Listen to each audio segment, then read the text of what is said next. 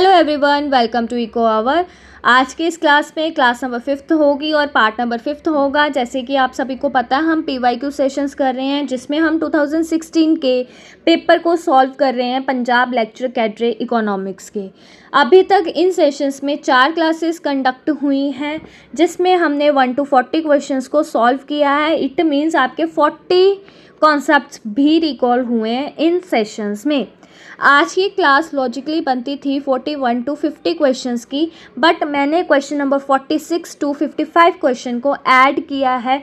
मैंने 41 to 45 question को इसलिए ऐड नहीं किया क्योंकि ये उस टाइम के 2016 के करंट अफेयर्स के क्वेश्चंस थे, तो आज के टाइम में इन क्वेश्चंस को करना इररिलेवेंट है और फुल्ली वेस्टेज ऑफ टाइम है। इसलिए मैंने इनको पहले से ही इस सेशन में ऐड नहीं किया।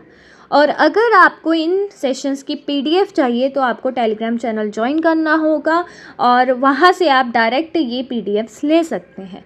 सो स्टार्ट करते हैं आज के पहले क्वेश्चन से, क्वेश्चन नंबर 46 से, जो आपका रिवैल्यूएशन से है, एग्रीकल्चर रिवैल्यूएशन से, जिसमें ये पूछा गया है कि नीचे दी गई जो रिवैल्यूएशंस हैं उससे जो पेयर है, मतलब जो भी प्रोडक्ट है वो करेक्टली मैच नहीं करता, वो हमें बताना है।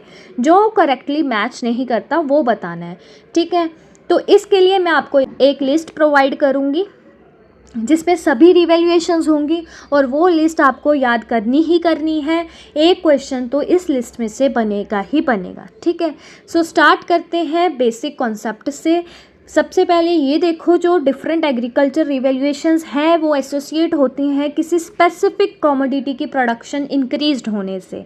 ये रिवैल्यूएशंस इम्प्रूव करती हैं हमारी एग्रीकल्चर प्रोडक्टिविटी को और हमें इंडिया को सेल्फ रिलायंट बनाने में हेल्प करती हैं अलग अलग सेक्टर्स में। कुछ इंपॉर्टेंट रिवैल्यूएशंस मैंने ऐड किए बट ये इनफ नहीं है, मैं पूरी लिस्ट आपको प्रोवाइड करूँगी, वो आपने लर्न करनी है। तो कुछ मैंने क्या ऐड किए हैं देख लो। ग्रीन रेवोल्यूशन है जो वो फूड ग्रेन्स के लिए है, वाइट मिल्क के लिए है, ब्लू फिश के लिए है, सिल्वर रिवैल्यूएशन एग्स के लिए है, गोल्डन रिवैल्यूएशन, यहाँ पे बच्चे कंफ्यूज होते हैं, गोल्डन रिवैल्यूएशन फ्रूट्स, हॉर्टिकल्चर और हनी के लिए है।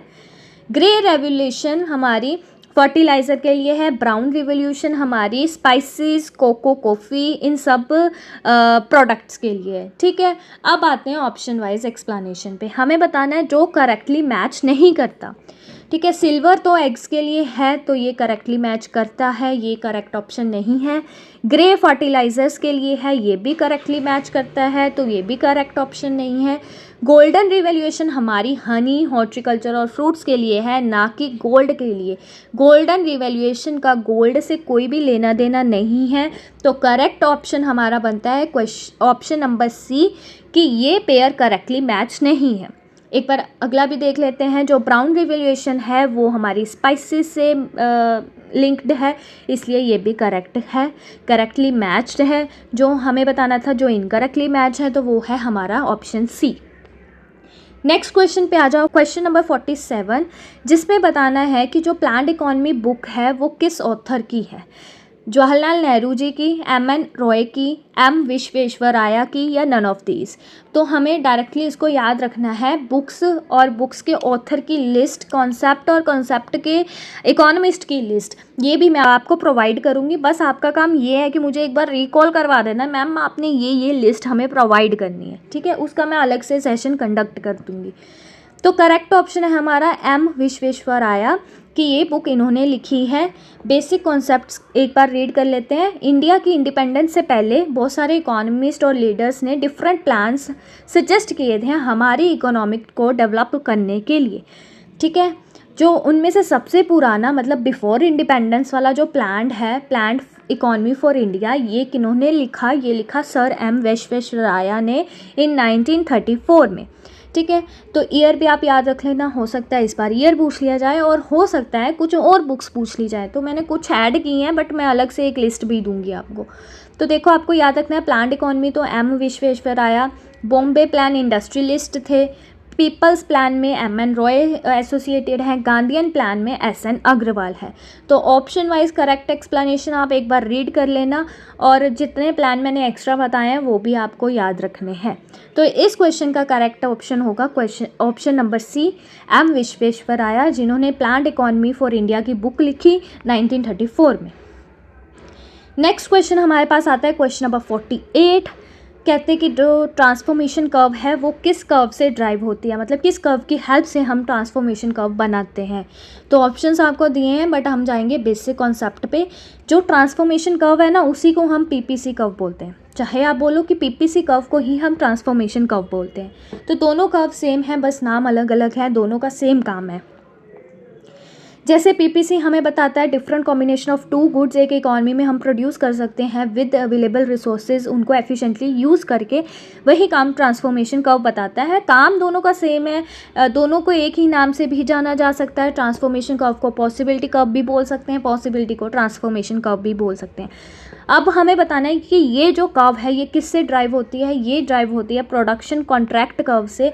अगर आपने एजवर्ड प्रोडक्शन बॉक्स का डायग्राम देखा हो तो उससे जो कॉरस्पॉन्डिंग पॉइंट्स होते हैं उनसे हम ये कर्व को ड्रॉ करते हैं। तो आपको याद रखना है किससे हमें मिलता है, प्रोडक्शन कॉन्ट्रैक्ट कर्व से हमें प्रोडक्शन पॉसिबिलिटी कर्व और ट्रांसफॉर्मेशन कर्व मिलता है।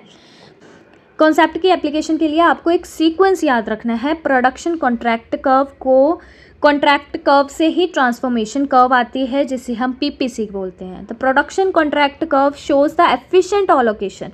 ये हमें बताती है एफिशिएंट एलोकेशन जो हम रिसोर्सेज की करते हैं दो इंडस्ट्रीज़ में, ठीक है। बल्कि जो ट्रांसफॉर्मेशन कर्व है ये हमें बताती है मैक्सिमम पॉसिबल आउटपुट या maximum possible combination of output जो हम प्रोड्यूस कर सकते हैं विद अवेलेबल रिसोर्सेज, ठीक है। ऑप्शन वाइज एक्सप्लेनेशन पे आ जाओ। जो यूटिलिटी पॉसिबिलिटी कर्व है ये इनकरेक्ट है, क्योंकि ये रिलेट करती है कंज्यूमर वेलफेयर से, ना कि प्रोडक्शन से, ठीक है। कंजम्पशन कर्व है, consumption decisions do not derived the transformation curve. जो ट्रांसफॉर्मेशन कर्व है वो प्रोड्यूसर पॉइंट ऑफ व्यू से है, तो कंजम्पशन से इसका कोई लेना देना नहीं है। प्रोडक्शन कॉन्ट्रैक्ट कर्व ये करेक्ट आंसर है, क्योंकि जो ट्रांसफॉर्मेशन कर्व है वो इसी कर्व से ड्राइव की जाती है, PCC, production contract curve. Social welfare incorrect option है, क्योंकि ये एनालाइज करता है after production and consumption analysis, ठीक है। सोशल वेलफेयर एनालिसिस कम, ये जो हमारे पास आता है ये आफ्टर प्रोडक्शन और आफ्टर कंजम्पशन के बाद आता है, तो इससे हम ट्रांसफॉर्मेशन कर्व ड्राइव नहीं करते। नेक्स्ट आ जाओ क्वेश्चन नंबर 49, जिसमें गिवन गुड्स के बारे में पूछा गया है। ये रिलेशन तो बहुत ज़्यादा इंपॉर्टेंट है, ठीक है। इन केस ऑफ गिवन goods a fall in price will lead to. कहते हैं गिवन गुड्स के सिनेरियो में अगर प्राइस गिरता है तो इससे क्या होगा, डिमांड बढ़ेगी, डिमांड गिरेगी, या डिमांड में कोई भी चेंज नहीं आएगा, या नन ऑफ दीज। तो करेक्ट ऑप्शन है इसका बी, डिमांड गिरेगी। अब बेसिक कॉन्सेप्ट समझें इसके पीछे का। गिवन goods are special types of inferior goods. गिवन गुड्स, मैं एक बार वेन डायग्राम बना देती हूँ। ये है हमारे इन्फीरियर गुड्स। इन्फीरियर गुड्स के अंदर ही हमारे गिवन गुड्स होते हैं, ठीक है।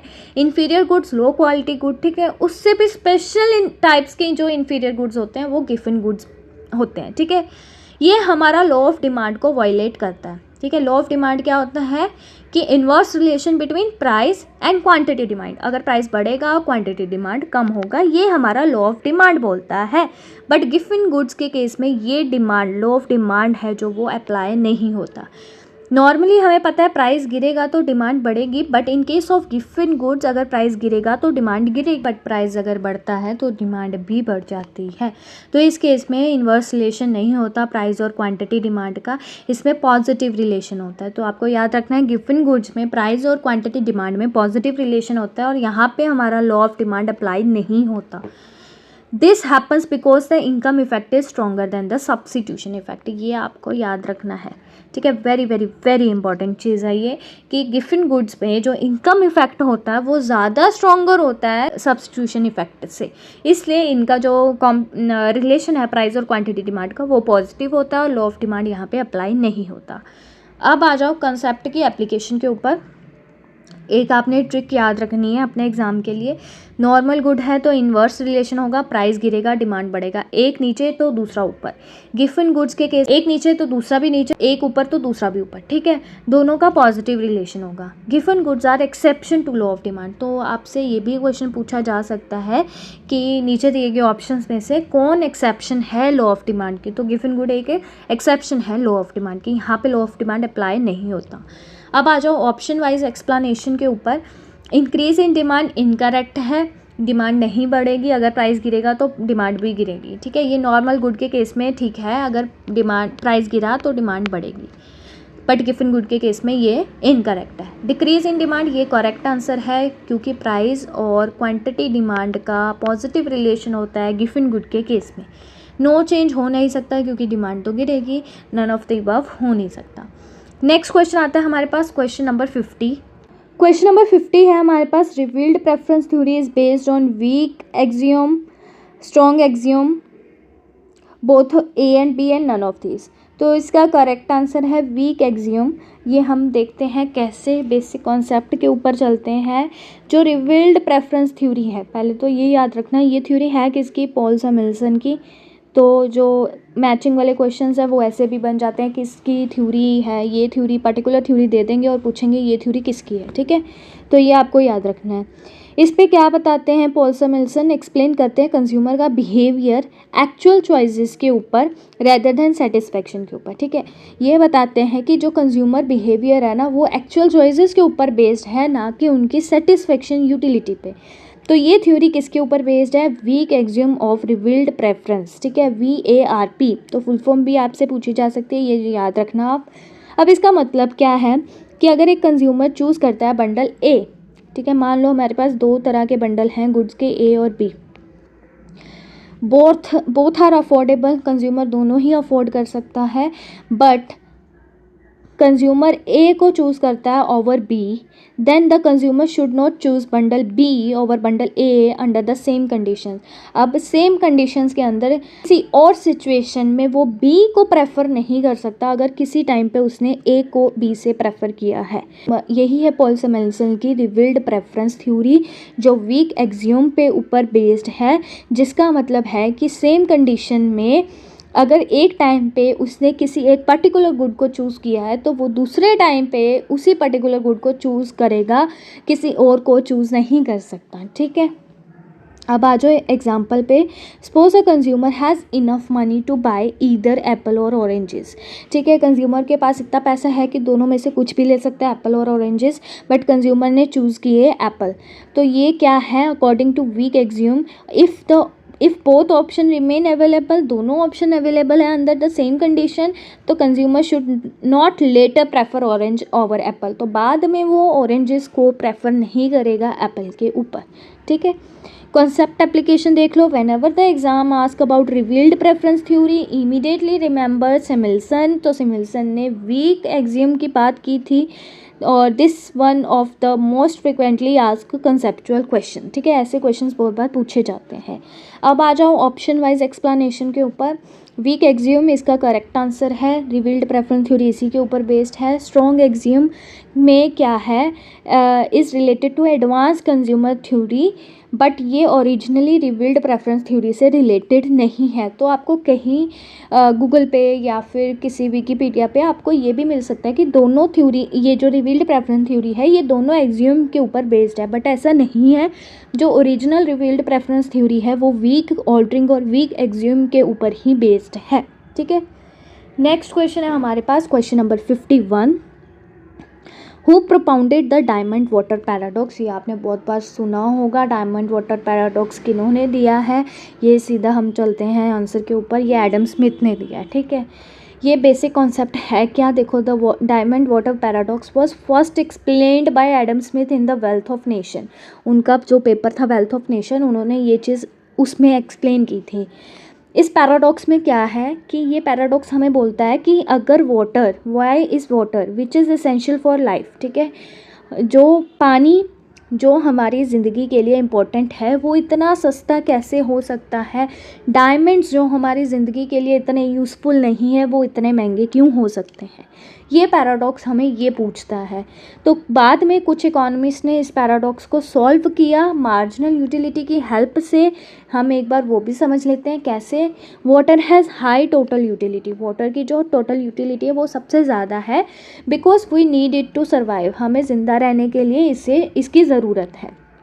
बट ये हमें बहुत ज़्यादा क्वांटिटी में अवेलेबल मिलता है ना, हमें बहुत ज़्यादा क्वांटिटी में अवेलेबल मिलता है, अबेंडेंस होती है इसकी।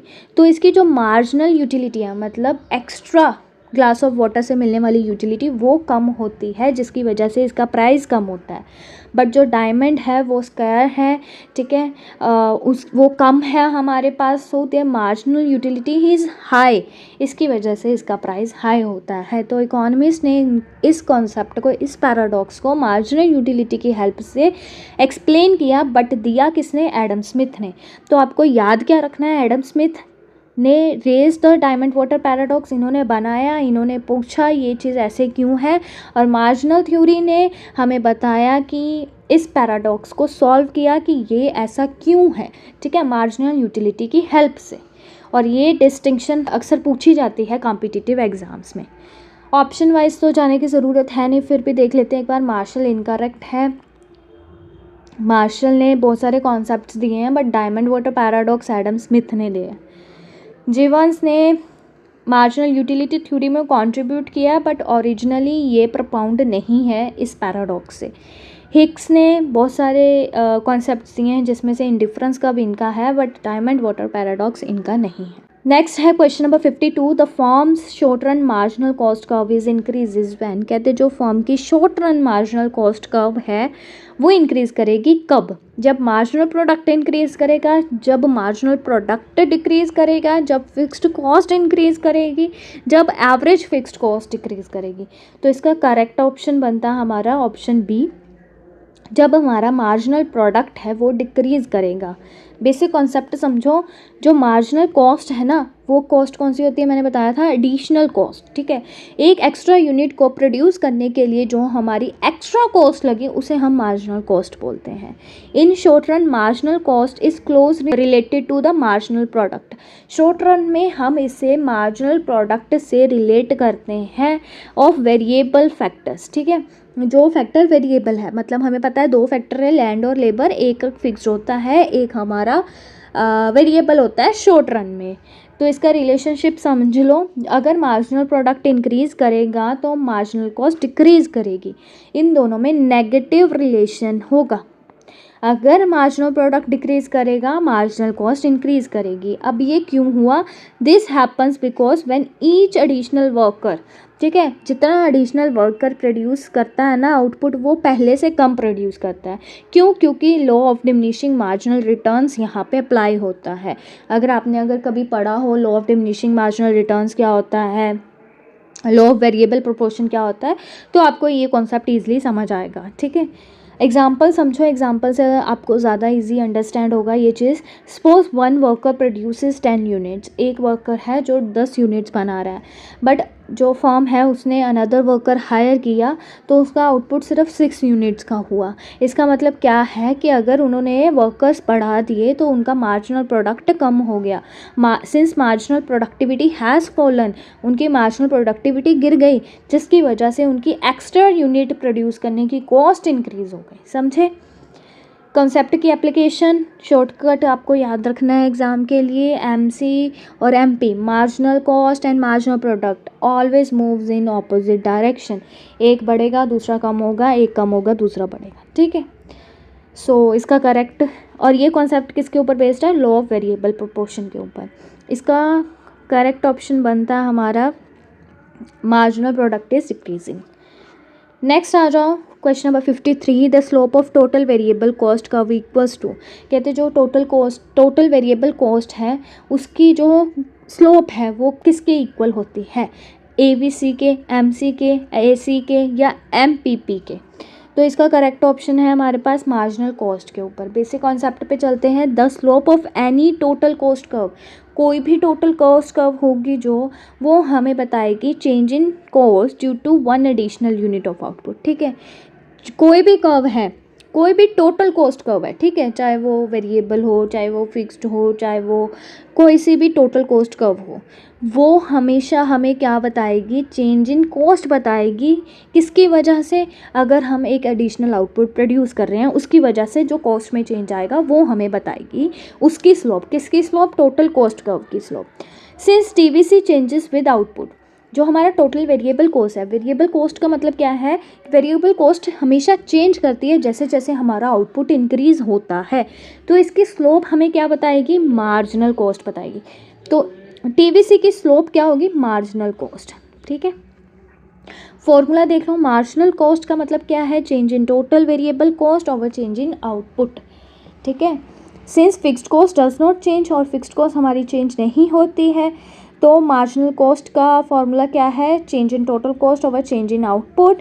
Example, output increases from 100 to 100 units. Variable cost हमारी 5000 से 5040 रुपीज़ चलेगी, तो जो मार्जिनल कॉस्ट है वो कितनी है, 40 है। तो यही टोटल वेरिएबल कॉस्ट की क्या है, स्लोप है। तो याद रखना, टोटल वेरिएबल कॉस्ट की स्लोप क्या होगी, मार्जिनल कॉस्ट। कुछ मैंने यहाँ पे ऐड की है स्लोप जो आप डायरेक्ट याद रख सकते हो।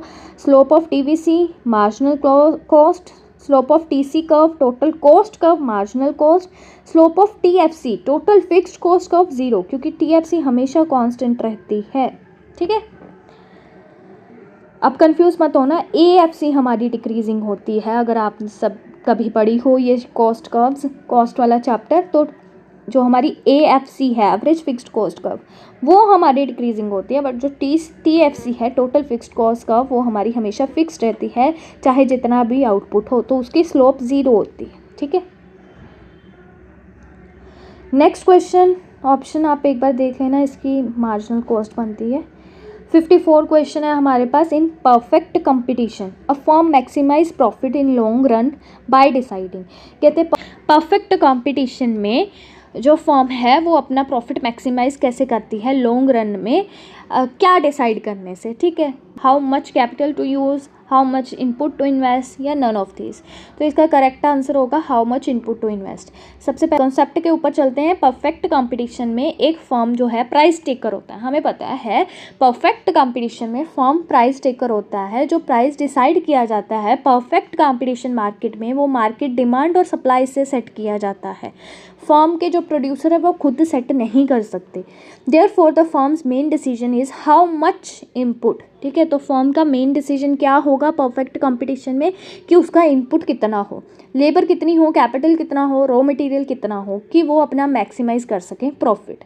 एग्जाम्पल समझो, एक वीट फार्मर है, can not increase the market price, वो मार्केट प्राइस को नहीं बढ़ा सकता क्योंकि वो परफेक्ट कंपटीशन में है, और वो जो प्राइस है वो प्राइस टेकर है, कि जो भी मार्केट में प्राइस सेट होगा किसी भी चीज़ का, वीट का, उसे वो उसी प्राइस के ऊपर बेचनी पड़ेगी अपनी वीट।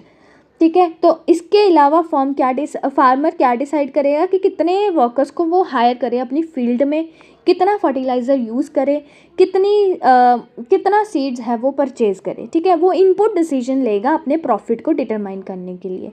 तो आपको याद क्या रखना है, price in perfect competition determined by market. Firms decision, क्या फर्म का डिसीजन किसके ऊपर लिया जाएगा, कि हम आउटपुट की क्वांटिटी कितनी रखें, इनपुट कितना रखें, कि हम अपना प्रॉफिट जो है वो इंक्रीज़ कर सकें। ठीक है, तो option wise explanation, what price to be charge, ये हम नहीं कर सकते परफेक्ट कंपटीशन में, क्योंकि परफेक्ट कंपटीशन में firms can not decide the price.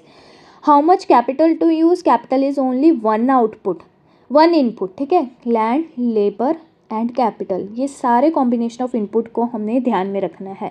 How much input to invest, तो कितना इनपुट हमें इन्वेस्ट करना है, ये फर्म डिसाइड करेगी परफेक्ट कंपटीशन में लॉन्ग रन में, ताकि वो अपना प्रॉफिट मैक्सिमाइज कर पाए। आज की क्लास का लास्ट क्वेश्चन है हमारे पास। The average revenue curve and industry demand curve are same. कहते हैं जो एवरेज रेवेन्यू कर्व है, ठीक है, AR कर्व, और इंडस्ट्री की जो डिमांड कर्व है, ठीक है, डिमांड कर्व वो सेम होती है किस केस में, मोनोपोली में, ओलिगोपोली में, डिओपोली में या परफेक्ट कंपटीशन में।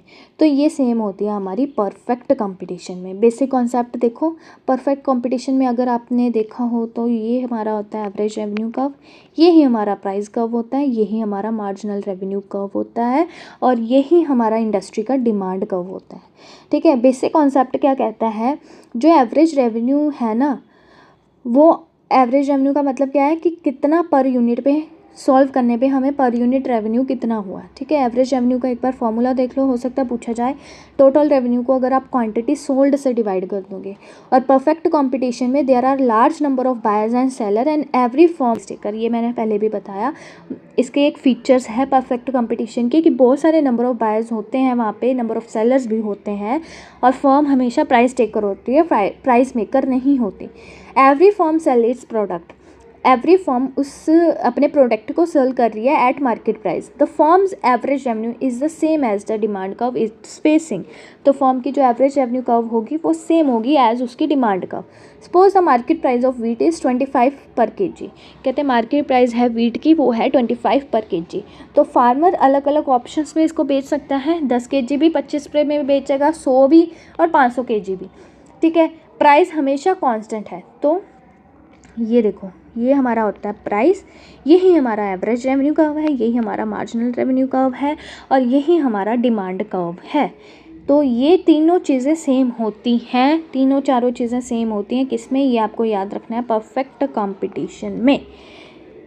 एग्ज़ाम के लिए एग्ज़ाम शॉर्टकट आप याद रख सकते हो, परफेक्ट कंपटीशन में ये सब इक्वल होता है। मोनोपोली में average revenue curve slopes downward, MR is different from and is different from MR। एक बार मैं बता देती हूँ मोनोपोली में कैसा होता है। मोनोपोली में ये डाउनवर्ड स्लोप होता है AR, और इसका 2 टाइम्स कम होता है मार्जिनल रेवेन्यू। ठीक है, इसके नीचे होता है। सो ये है हमारा मोनोपोली का डायग्राम, और परफेक्ट कंपटीशन का मैंने आपको बता दिया ऐसा होता है। तो इसका करेक्ट ऑप्शन होगा हमारा परफेक्ट कंपटीशन। सो ये थी आज की आपकी क्लास। आई होप आपको क्लास अच्छी लगी हो। अगर आपको क्लास अच्छी लगी हो तो चैनल को सब्सक्राइब करना, वीडियो को लाइक शेयर ज़रूर करना और अपना फीडबैक मुझे कमेंट सेक्शन में ज़रूर देना। PDFs के लिए टेलीग्राम चैनल ज्वाइन कर लो, डिस्क्रिप्शन में आपको इसका लिंक मिल जाएगा। मिलते हैं नेक्स्ट क्लास में, नेक्स्ट वीडियो में, जिसमें हम नेक्स्ट 10 क्वेश्चंस और कॉन्सेप्ट्स को रिकॉल करेंगे। Thank you so much.